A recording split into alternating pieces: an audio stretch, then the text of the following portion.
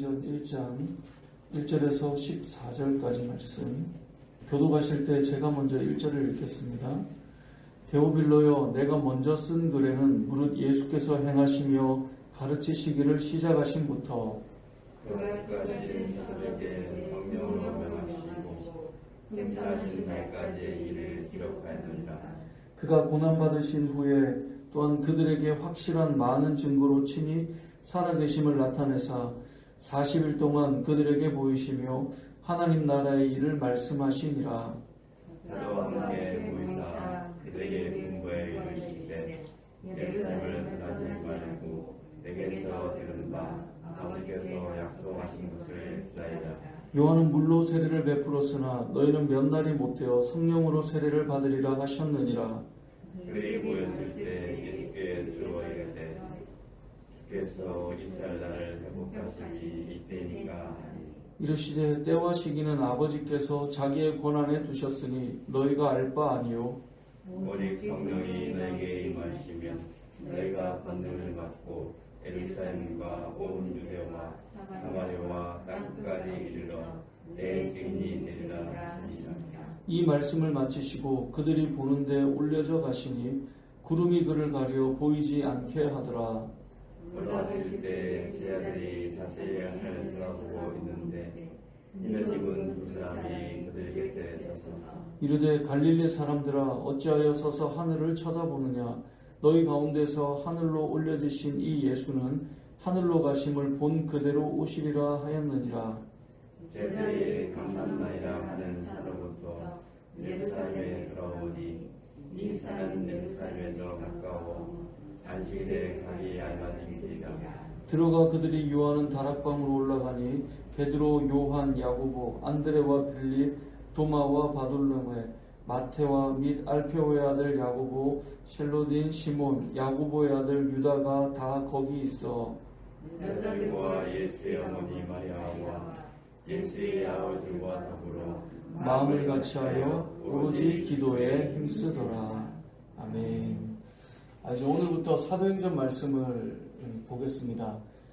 사도행전의 저자는 우리가 잘 아는 것처럼 누가입니다. 그리고 누가라고 하는 이 사람은 사도행전만 기록한 것이 아니라 이제 누가복음을 기록하고 사도행전을 기록했습니다. 누가복음은 간단히 말하면 복음이 되신 예수 그리스도를 기록하는 것이라면 사도행전은 복음이 되시는 예수 그리스도로 말미암아 이 세워지는 교회, 그러니까 복음이 전파되어서 교회가 어떻게 세워져 가는가를 기록한 것이 사도행전의 내용입니다. 그러니까 이 누가가 기록한 걸 잘 생각해 보면 복음이 너무나 중요하죠. 예수 그리스도입니다.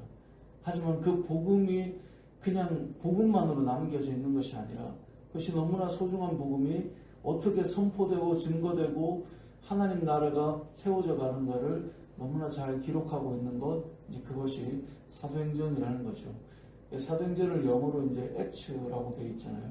그러니까 복음이 어떻게 움직여져 가고 있는가, 성령의 역사로 어떻게 행해져 가고 있는가, 이것이 이제 사도행전입니다. 그래서 복음서와 이 사도행전은 어찌 보면 이 한 세트와 같습니다. 그리고 이제 교회들을 위해 그렇게 전에 이 세워진 교회들을 위해 편지들을 보내는 것이 그 뒤에 나오는 이제 서신서들이거든요. 신약 성경의 구성이. 그렇다면 이 누가복음과 사도행전은 누구를 위해 썼느냐라고 오늘 이제 본문에 보면 나오는데요. 1장 1절에 보면 데오빌로여, 내가 먼저 쓴 글에는 무릇 예수께서 행하시며 가르치시기를 시작하심부터 이러이러이러한 일을 기록했다라고 사도행전 1장 1절 2절에서 말씀하고 있습니다. 데오빌로여, 내가 먼저 쓴 글에는, 이 먼저 쓴 글이 무엇이겠습니까? 누가복음이겠죠. 누가복음. 그래서 누가복음 1장에 가보면 누가복음 1장 1절에서 4절을 제가 읽어드리면 이렇습니다. 우리 중에 이루어진 사실에 대하여 처음부터 목격자와 말씀에 일꾼된 자들이 전하여준 그대로 내력을 저술하려고 붓을 댄 사람이 많은지라. 예수님에 대해서 기록하려고 한 사람이 많았다는 거예요. 그리고 그 모든 일을 그놈보다 자세히 미뤄 살핀 나도 데오빌로 각하에게 차례대로 써보내는 것이 좋은 줄 알았나니. 그래서 3절에 보면 누가복음 1장 3절에 보면 그 모든 일을 그놈부터 자세히 미루 살핀 나도 데오빌로 각하에게 차례대로 써보내는 것이 좋은 줄 알았나니 이는 각하가 알고 있는 바를 더 확실하게 하려고 함이라. 그래서 데오빌로 각하에게 예수 그리스도에 대해서 처음부터 쭉 한번 정리해서 복음을 알려주겠다, 전해주겠다라고 해서 누가복음을 쓴 거고요. 그리고 이제 오늘 1장 1절에 보니까 데오빌로여 내가 먼저 쓴 글에는 누가복음이죠. 무릇 예수께서 행하심을 가르치시기를 시작하심부터 그가 택하신 사도들에게 성령으로 명하시고 승천하신 날까지 이를 기록했다. 누가복음에 대한 이야기를 기록하고 이제 그 다음에 성령께서 어떻게 역사에 가시며 교회가 세워지고 하는 나라가 이루어져 가는가를 이제 기록해서 보여주는 것입니다. 자, 이것을 보면서 우리가 알 수 있는 것이 무엇입니까? 누가복음과 사도행전은 누구를 위해 썼죠? 데오빌로를 위해 썼다는 것입니다. 데오빌로라고 하는 한 사람을 위해 이 복음과 복음의 역사가 어떻게 나타나는가를 기록하고 있다는 거예요. 생각해보면 엄청난 거 아닙니까? 한 사람을 위해서 누가복음을 쓰고 한 사람을 위해서 사도행전을 써내려가고 있다. 우리가 전도할 때 보면 이제 뭐 사형리나 전도 폭발 훈련에서 나오는 그 복음 전문이나 이런 것들을 전하고 외우는데 그 모든 것들은 어떤 한 사람을 위해서가 아니라 만나게 될 어떤 특정한 사람을 위해서 만들어 놓은 한 전도지죠. 한 전도지를 가지고 수많은 사람들에게 복음을 나눕니다. 그것도 상당히 의미가 있죠. 근데 우리가 복음을 전하다 보면 깨닫는 게 무엇입니까? 각 사람마다 관심과 생각이 다르고 그 사람이 나누어줄 복음의 관점과 시선이 다르다는 거죠. 그러니까 한 전도지로 수많은 사람을 전도하는 것 너무나 유익하지만 우리가 복음을 전하다 보면 한 사람을 위해서 그 사람을 위한 복음을 전할 내용들이 또 준비해야 될 것들이 있다는 거죠. 이 누가가 지금 그렇게 나가고 있다는 것입니다. 그 사람을 위한 전도지와 같은 내용이 이제 나오고 있는 것이죠. 한 사람을 향한 이 기록, 이 뜨거움이 어찌 보면 이 누가복음과 사도행전을 만들어낸 것인데요. 물론 이제 성령 하나님께서 하신 일이지만 이 누가의 그 마음을 우리가 오늘 본문을 통해 먼저 기억할 필요가 있습니다. 저와 여러분이 이 땅을 살아가면서 복음을 전할 때 우리는 한 사람에게 얼마나 많이 집중하고 한 사람을 위해서 마음을 쏟는가를 생각해 볼 수 있어야 된다는 거죠. 오늘 이 데오빌로요 라고 말할 때 여러분에게 데오빌로와 같은 사람이 누구인가를 한번 생각해 보았으면 좋겠습니다. 여러분에게 내가 저 사람을 위해서 오늘도 전도지를 들고 가고 오늘도 복음을 나눌 메시지를 한번 적어보고 그 사람을 향한 작은 쪽지 하나를 메시지를 하나 적어보더라도 그 사람을 향한 어떤 메시지가 있는 그런 삶을 살아가는 것, 이것이 누가의 삶이었고 우리가 가져야 될 삶이라는 것입니다. 저와 여러분이 오늘 말씀을 통해 먼저 첫 번째 기억할 것은 이 내용들이 너무나 다 중요하지만 데오빌로요 라고 하는 것, 이거 여러분이 지금 마음에 부를 수 있는 그 이름이 떠오를 수 있다면 어찌 보면 누가가 데오빌로요 라고 하면서 쓰는 이 글처럼 우리가 해야 될 또 글과 메시지가 나올 것이라는 거죠. 그것이 우리가 기억해야 될 첫 번째 메시지, 한 사람을 위한 복음이 우리에게 있는가라고 생각해 보아야 된다는 것입니다. 두 번째 기억할 것은 오늘 본문에서 예수님께서 명령하신 두 가지가 있는데요. 첫 번째는 너희가 예루살렘을 떠나지 말고 기다리라는 것입니다. 성령을 부어주실 때까지 기다리라는 거예요. 신앙생활은 우리가 목마르니까 가서 물 한 바가지 떠서 먹는 그런 것으로 생각할 수도 있지만 사실 우리는 이 기다림이 되게 필요하다라고 하는 것을 기억해야 됩니다. 신앙생활은 기다리는 거예요.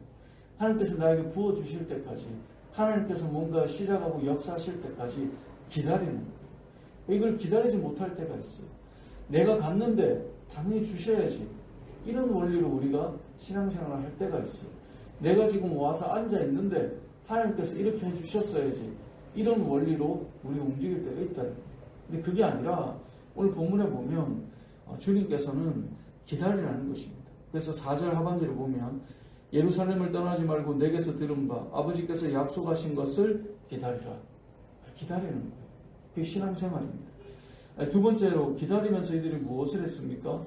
기도했다라고 말씀합니다. 오늘 본문 14절 마지막 내용을 보면 마음을 같이하여 오로지 기도에 힘쓰더라라고 되어 있습니다. 그러니까 기다리는 것과 짝을 이루는 것은 기도하는 것입니다. 우리가 하나님 앞에서 뭔가를 기다린다라고 할 때 그것과 짝을 이루는 건 항상 기도하는 거예요. 그냥 멍하게 앉아있는 것이 아니라 그 기다림 안에는 항상 기도가 담겨 있습니다. 그래서 이들이 하고 있는 것은 기다리는 것과 기도에 힘쓰는 것.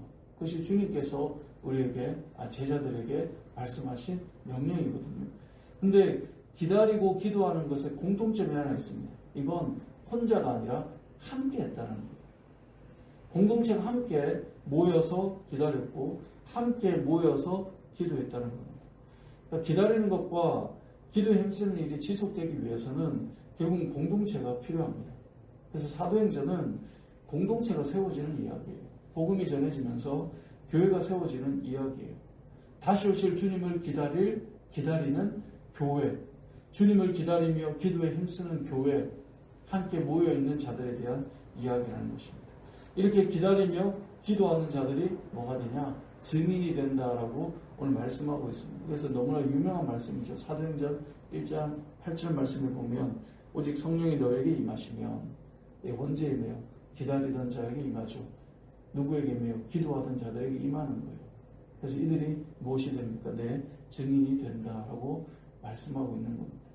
이 땅을 살아가는 저와 여러분들도 마찬가지입니다. 신앙생활은 기다리며 기도하고 있는 상태가 신앙생활이에요. 그러면 성령께서 여러분에게 필요한 것을 부어주시고 이끌어가시고 인도해 가시는데 그 시간을 홀로 가는 것이 아니라 우리는 교회라고 하는 이름으로 함께 모여서 기다리며 기도하는 자들이다 라고 하는 것을 기억해야 될 것입니다.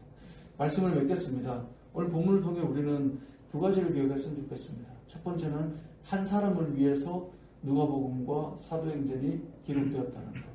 여러분은 누구를 위해 복음을 나누겠습니까?